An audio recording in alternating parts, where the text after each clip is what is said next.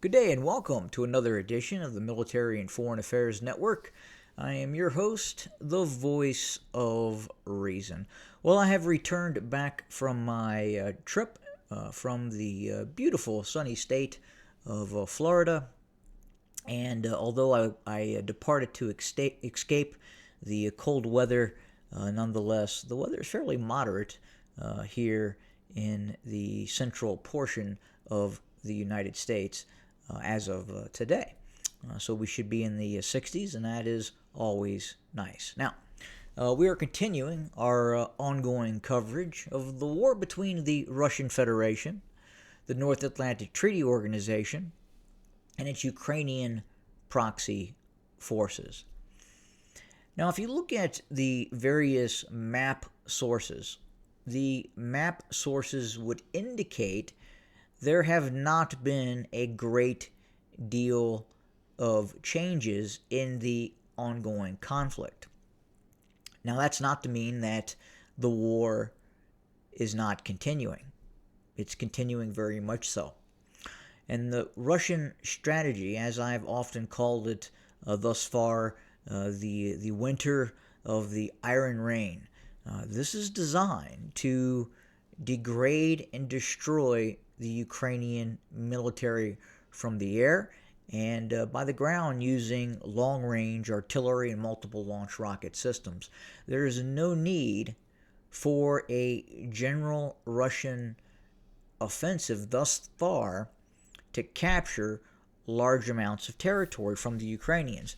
And we believe at this point the goal of the Russians, in all probability, continues to be territory east of the Dnipro River, and quite possibly the eventual seizure of Kherson, as it once possessed, and the port city of Odessa. We still believe these are primary military goals of the Russian military: Odessa, Kherson, and of course Kharkov. Not to mention the strategic concept for the Russians to take all territory east of the Dnipro River. This would create a large terrain feature that would set in front of itself, meaning the Russian Federation, and what would essentially be the North Atlantic Treaty Organization allied forces. Now, there's also a possibility that the Russians even see this rump state of the Ukraine that could or may exist post-war as something they simply cannot deal with. And they may want to see Zelensky ultimately removed from power, and thus a more sympathetic leader to the Russian Federation placed in his stead. Now, look, the relationship right now between Volodymyr Zelensky and the current U.S. administration is getting worse by the day. As the current U.S. administration continues investigations into where all this money, these billions and billions, quite possibly upwards to hundreds of billions of dollars that have been handed over to the Ukrainians. Why did this happen? Where did this money go? Who profited? It's possible that a lot of this money that was handed over by the U.S. taxpayer simply did a big U-turn. It went into the Ukraine and then back to the Democratic National Committee in some various different ways, to include non-governmental organizations such as George Soros's group. George Soros, winner of the what award did he, the presidential something award, the highest award a civilian could possibly be awarded, And Joseph Biden, or the puppet masters controlling Joseph Biden, awarded George Soros the presidential citation of heroic causes, or what, I don't know the name of it, but whatever the name of it, he was awarded that medal. Now, obviously, as this Iron Rain by the Russians continue, these are the GLONASS guided bombs, these are long-range missile systems that are hitting targets throughout the Ukraine. And then compounding this, the level of supply from the United States in terms of weapon systems that are being handed over to the Ukrainians is now getting cut off. There is a 90-day moratorium on weapon systems being handed over to the Ukrainians. Now, furthermore, one of the largest assistance that has been given to the Ukrainians is that of intelligence, real-time intelligence through satellite systems that were being handed over by the United States to the Ukrainians. That is getting cut off as well. So this war for the Ukrainians is going to be rapidly changing. If we just have a quick look, let's go over to the list of weapon systems that the U.S. had handed over to the Ukrainians during the course of this conflict. And you could quite literally, well, this is the United Kingdom, but even the United Kingdom. So here it is. This is the start of the equipment that the U.S. has handed over to the Ukrainians. In total, the United States has committed more than $69.2 billion in security assistance to Ukraine since 2014, including approximately $65 billion since the beginning of Russia's quote-unquote full-scale invasion on the 24th of February 2022. Tanks, 31 M1A1 tanks, 45 T-72 Bravos, manufactured by Excalibur Army, purchase and upgrade financed by USA, delivered from December 22. But this is just a small portion of what has really helped the Ukrainians stymie Russian efforts into total victory. Look at infantry fighting vehicles. More than 300 M2A2 ODS Bradleys. Armored personnel carriers, 900 M113s. More than 300 armored medical treatment vehicles. More than 400 M1117. 400 Strykers.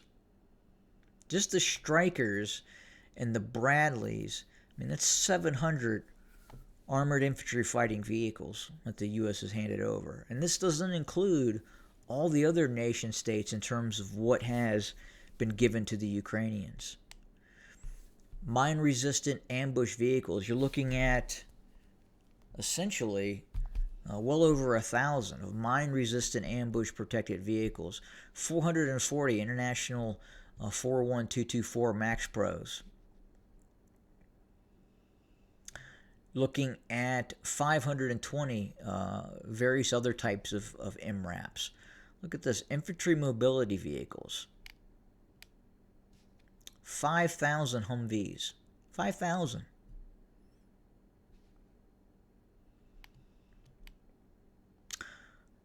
Other vehicles, 80 trucks and 200 trailers to transport heavy equipment. 239 heavy fuel tankers and 105 fuel trailers. Towed artillery, 180 M777 howitzers. 72 105mm howitzers. Self-propelled artillery, 18 155mm Paladin M109A6s, 20 HIMARS. And then again, compounding that, you have to look at the assistance that has come from other nation states as well, which has been significant. We'll jump back up and look at what the United Kingdom has given the Ukrainians right after we look at this. The 12 NASAMS,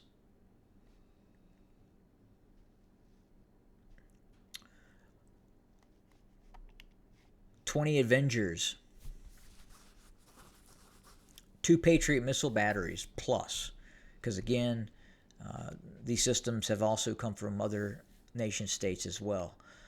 And this is really the kind of the meat and potatoes of what has been given to the Ukrainians as well.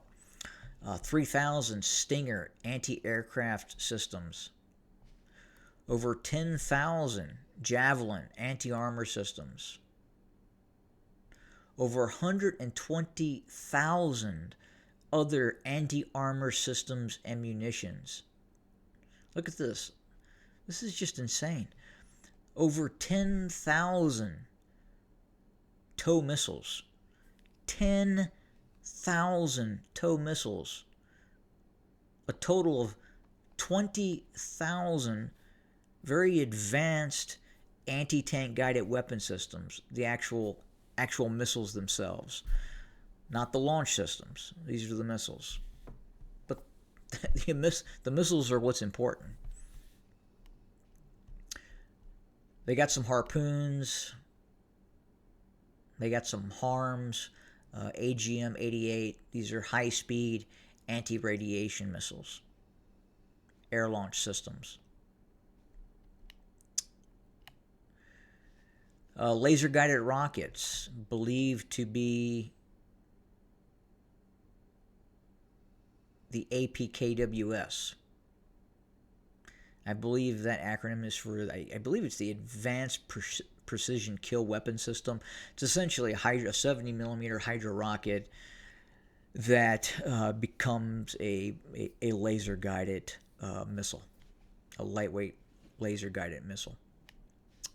RIM-7 missiles that they've converted for use with the Ukrainian Buk systems, 6,000 Zuni rockets,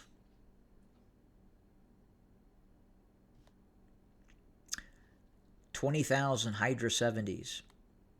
And again, these can be converted either in Ukraine or in other countries to these systems here. The ADM-160 MAL decoy systems. So when they launch, the Ukrainians, they launch Storm Shadows, they launch ATACMS missiles for targets deep inside of Russia. They also launch these decoy systems, which are designed to create issues or additional issues for the Russian air defense network. AM7s, AM9s for air defense roles. The ATACMS. And again, we don't really have a number. We just know the Ukrainians are getting them. JDAMs, extended range. Electronic warfare equipment. Helicopters, 20 Mi-17s. Drones. And this is just a piece of a very, very larger puzzle that have been handed over to the Ukrainians. 100 Switchblade Kamikazes, 10 Switchblade 600s, 300 normal Switchblades.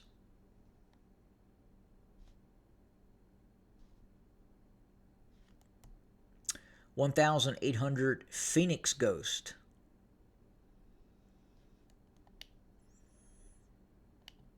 Just absolutely incredible, the amount of support that the U.S. has given to the Ukrainians. Radars, 26 AN TPQ-36 Firefinder weapon locating radars. And then a host of other systems as well.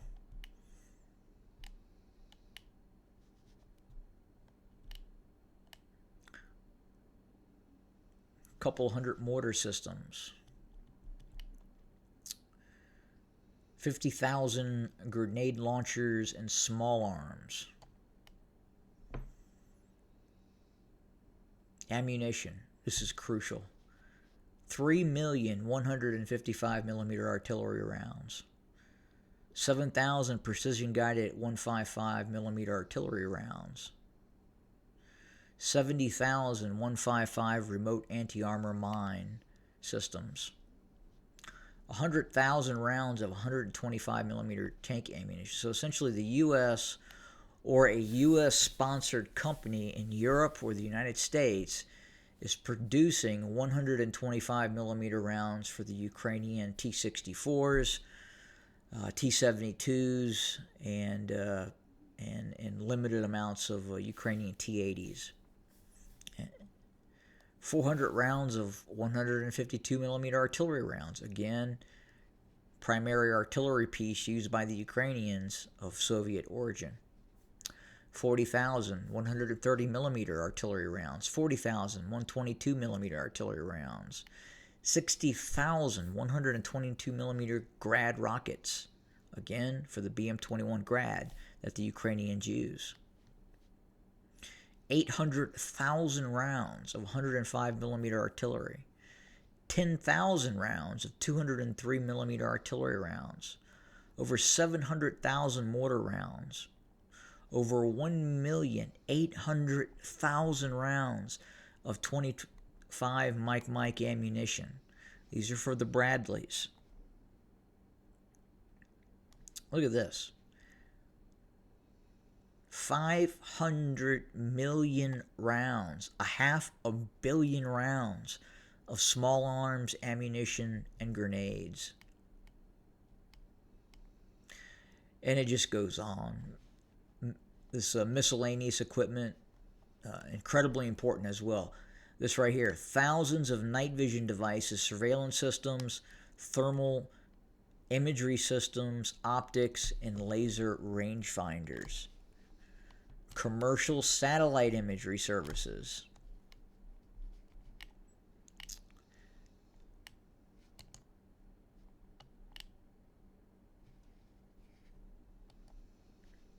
$3.4 billion in direct budget aid to Ukraine. $13.6 billion in combined military and humanitarian aid for responding to the situation in Ukraine. At this point, we really don't even know how much money has been sent to the Ukrainians. But again, much of this is getting cut off. Now, will the Europeans continue to support and help the Ukrainians? Will we see the same amount of effort in terms of treasure and direct military support being handed over by the Europeans to the Ukrainians? Here's the amount for, well, this is just Sweden. I mean, look at this. Sweden, anti-tank weaponry. 1,500 TOW anti-tank guided weapon systems.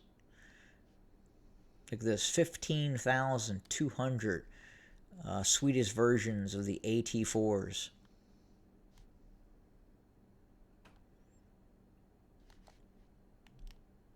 I mean, it's really mind-boggling just how much has been handed over to the Ukrainians. Here's the Turkish efforts.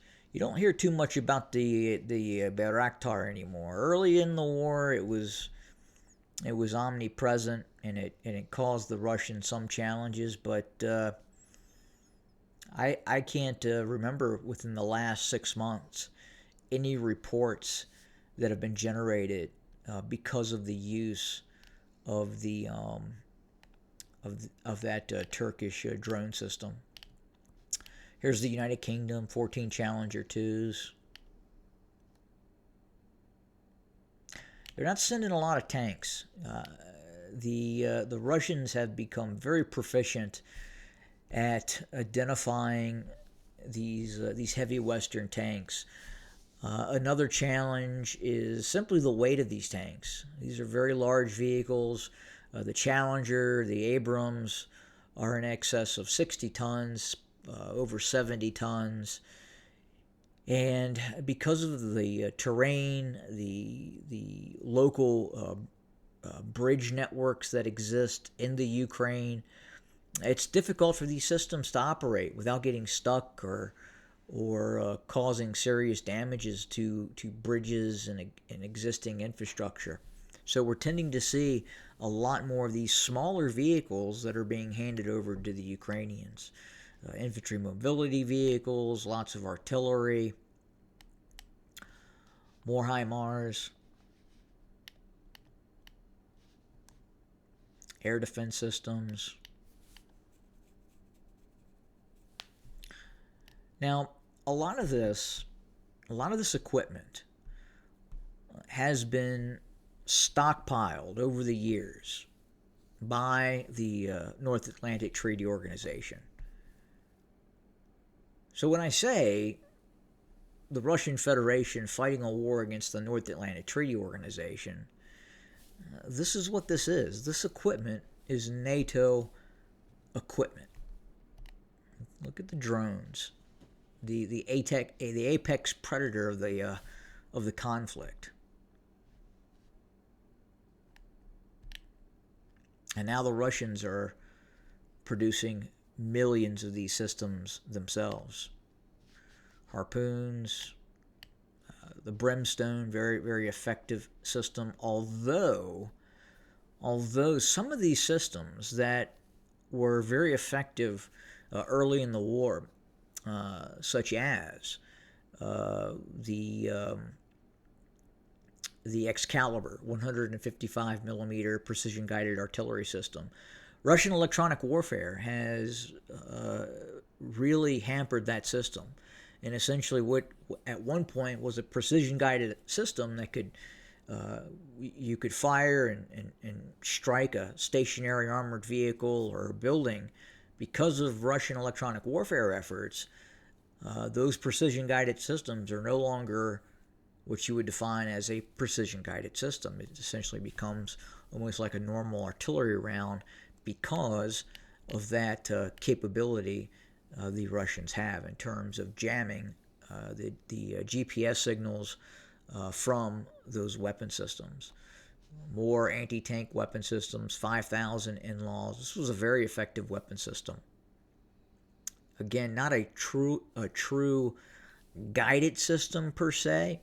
It's more of a direct fire system with a mechanism within the missile that, as it flies over the target that it's being fired at, then fires a shape-charged warhead down on the soft part of the tank, which is the top of the turret or the rear deck of the armored vehicle, thus mission killing or even just completely destroying the armored vehicle in question. Look at this ammunition. 3 million rounds of small arm ammunition. Pales in comparison to the 500 million rounds the U.S. has sent.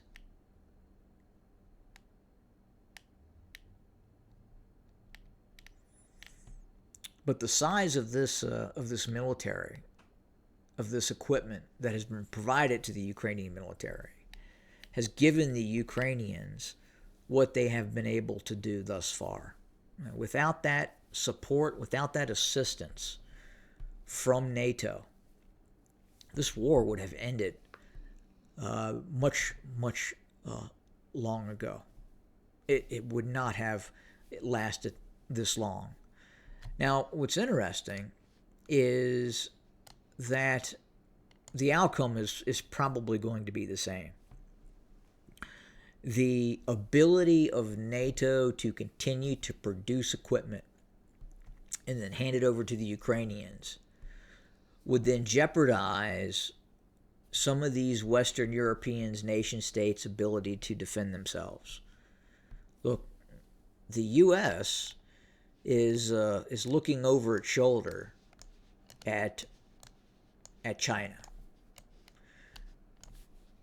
the whether we like it or not, the United States will defend Taiwan if it comes to war between China and Taiwan.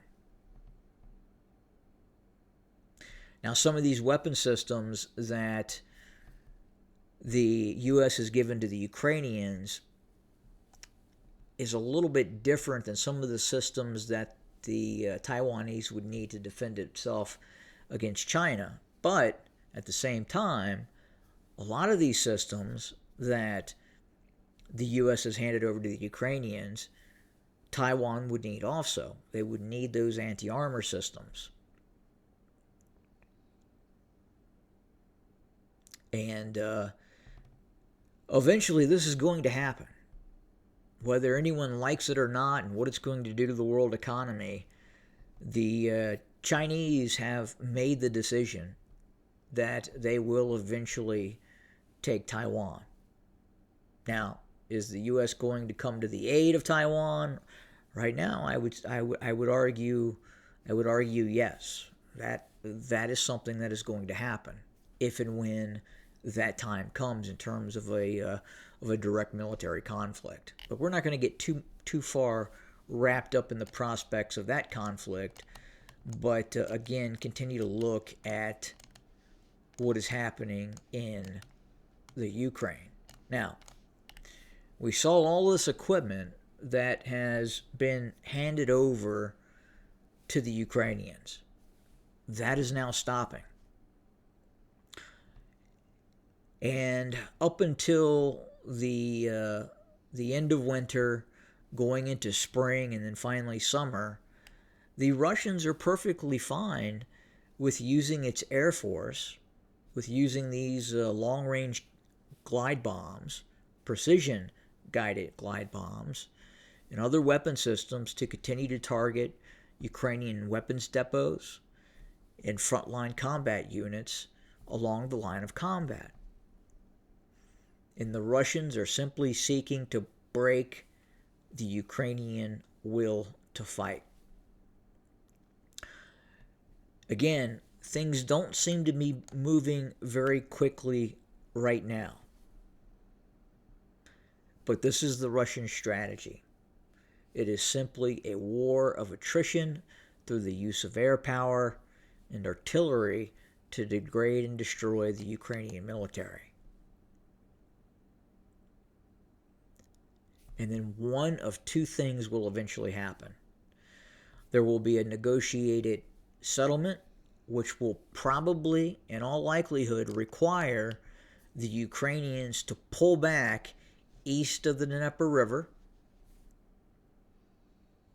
or the Russian military will continue this attrition methodology to degrade and destroy the Ukrainian military to eventually where you will see simply the Ukrainian military breaks. And then you will see a rapid advance or a rapid takeover by Russian forces of large amounts of Ukrainian territory. Make no mistake about this. The Russian military, the Russian army, is continuing to grow month in and month out. It is getting bigger. It is getting larger. And at the same time, it is continuing to launch between 100 and 150 glide bombs. These are just glide bomb aim point attacks. 150 aim points are being struck per day.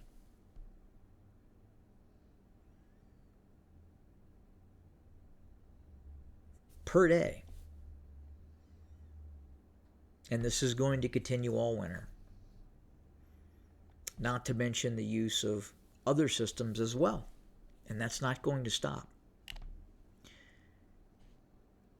And eventually, again, you will see, in all probability, either one, a political solution that requires an immediate Ukrainian pullback and the loss of large amounts of territory, because again, I do believe the Russian war goal and war aims, they have not yet been fulfilled. Then the question is what happens with Odessa? Again, in all probability, a very high war goal for the Russians.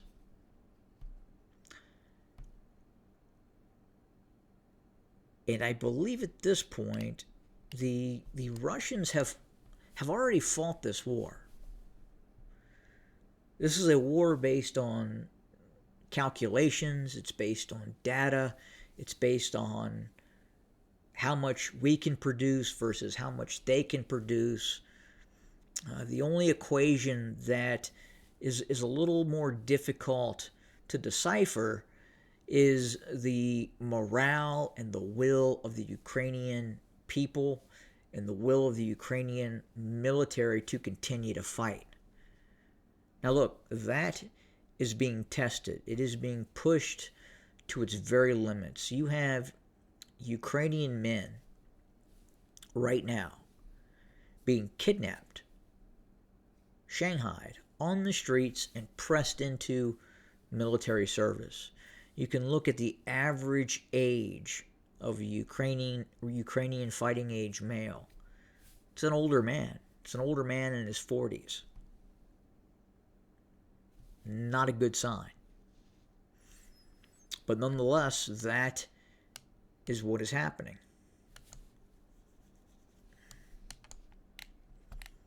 Again, the Russians have been and are magnificent chess players. And in chess, you are looking a multitude of moves ahead. Not just what is happening now, but what is going to happen and what could happen. And I fear for the Ukrainians, the Russians have already played the game. They know the ending of the game. It is a foregone conclusion.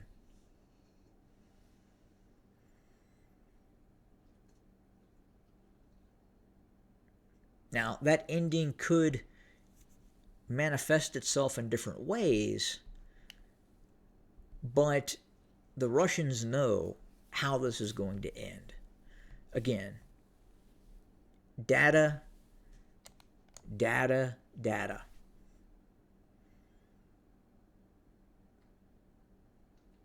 And especially now, with what's happening between President Trump and Volodymyr Zelensky, that relationship that is deteriorating, the stoppage of American military aid to the Ukrainians is going to have a fairly significant effect on the outcome of this war that I believe we're going to see sooner rather than later. It's going to happen. Now the question is what does the end game look like? How much more territory do the Russians take? Is the Russian war goal, is the Russian war aim to move all the way into western Ukraine at some point? Is it east of the Dnieper River, the seizure of Odessa? We just don't know at this point. But I think there are several different contingency plans that the Russians are looking at. I think they're doing a cost-benefit analysis in terms of what that could cost them, the Russians.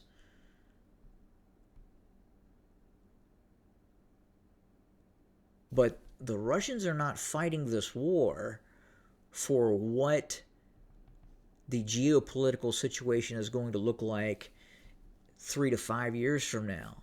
The Russians are concerned of what these borders are going to look like 20 years from now, 30 years from now, 40 years from now. And that is the long game the Russians are playing. It's not a short game. It's a long game. And I would be very, very surprised if the Russians accept any sort of peace agreement that would allow Ukrainians to militarize areas of the Ukraine east of the Dnieper River. And again, Odessa. That is going to be a very important question prior to the ending of this conflict, as is Kharkov and other areas as well. So a long way to go, and we will be here to report. As always, thank you for joining us. Have a good day.